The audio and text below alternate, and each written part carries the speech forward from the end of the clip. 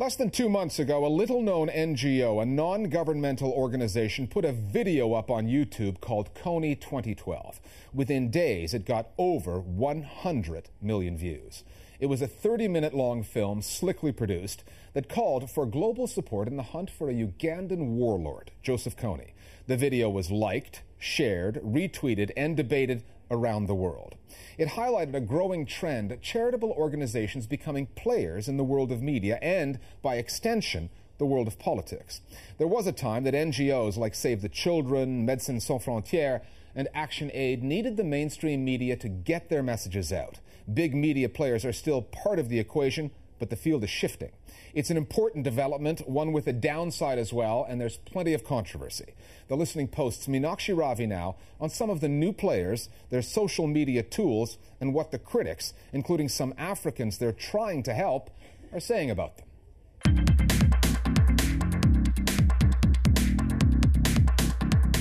When the Kony 2012 video burst onto computer screens around the world, it had millions of viewers logging in to watch. And its only purpose is to stop the rebel group, the LRA, and their leader, Joseph Kony. Joseph Kony's forces are being pursued by the armies of several nations.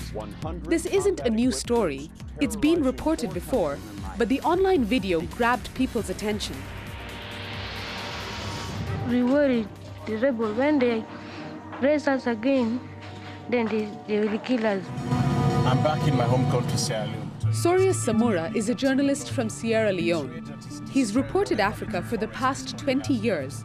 The Kony video did what he's been trying to do throughout his career. We journalists, some of us have been trying really hard to try and tell these complex stories of Africa to the rest of the world. But no matter how hard we push, we've not been able to have the sort of impact that this video has had. Input that number and you enter the mission to make Kony famous. Social media has basically created a global audience. Anytime anyone can get on YouTube and look at our videos or figure out what charities they want to support in a way that they've never been able to in the past. A lot of NGOs and charities are realizing that if they really want to make an impact on social media, they have to generate something that really makes an emotional impact on their audience. If that happened one night in America, it would be on the cover of Newsweek. The charity that produced the Kony video is Invisible Children. It's a US-based non-profit organization using film and media as tools in its mission to stop the recruitment of child soldiers in Central Africa. Kony 2012 wasn't the group's first online video. In 2008, there was the story of Rosalind, a young Ugandan HIV patient. This is when my mother dies. In 2010, Invisible Children profiled Tony, a Ugandan boy on the run from the forces of Kony's Lord's Resistance Army. I'm Tony. I need a girlfriend from US. We were committed to stop. But it was the Kony video that caused the biggest online splash. And that's the sort of attention many non-profits have been trying to get over the past few years. And we got loud. It's not over! It's not over! Social media has really revolutionized how charities get their message out. We are clean water that saves lives in a time of crisis. And it's pushed them to present their causes in new ways.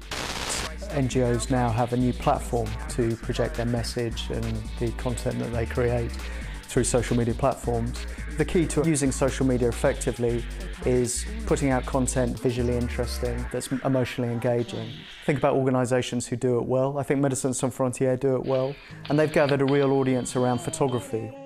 It's not just big-name NGOs who've increased their social media presence. This was an online video created last year by a San Francisco-based charity called Mama Hope. One day, I not with this child, a child was called Jenny. It's just a 9-year-old boy telling us about his favorite movie. They take the child of Arnold Schwarzenegger. And it could be any 9-year-old boy all over the world talking about their favorite movie. And we wanted to show a different side of the communities that we help. And we thought Alex was the perfect person to do that. Start killing them again with guns. Small guns. Not big gun.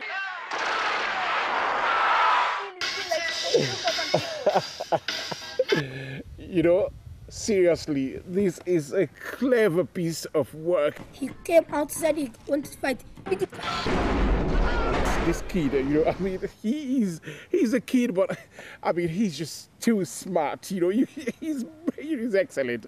I love him. There's 10 grand. We are able to track where our video is being embedded and shared, and we found it across the world. That is something that's never been able to happen before, that someone can take your content and spread it in such an easy way and create discussion around it all over the world,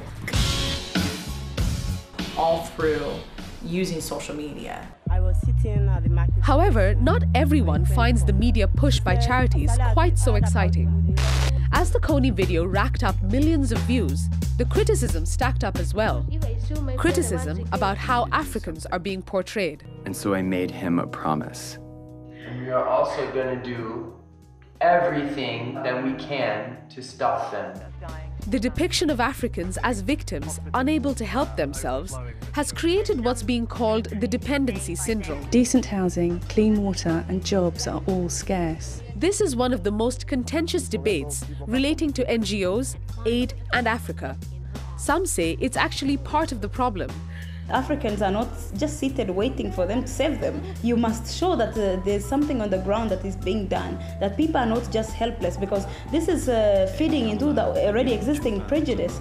There's this image of helpless, hopeless, dying, desperate victims of Africa that NGOs are portraying about this continent. And of course, it does help them to raise the money, but it's a blight on Africa and Africans. NGOs should start carrying signs on their campaigns like you have on the cigarette boxes that says, use with caution. Honestly, I think we have to stop these campaigns that create this dependency syndrome. We come from a continent that has been highly misrepresented. Nobody ever talked to us.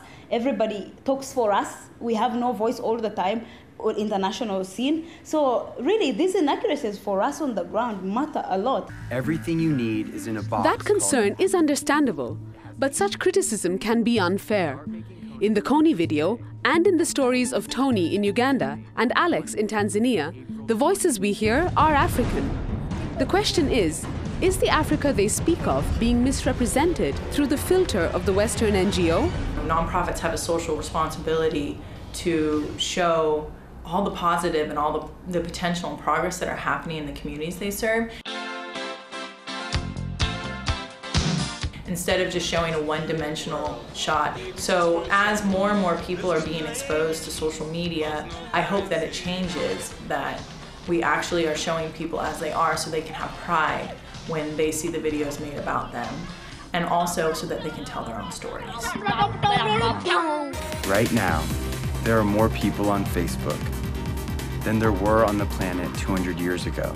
For the thousands of NGOs and charities in Africa today, the Kony video has marked a significant point in their media evolution. They've proved they can get their message out and command an audience. Their next media challenge will be to get the people they are trying to help to put their own voices on the air, to direct their own films, to tell their own stories.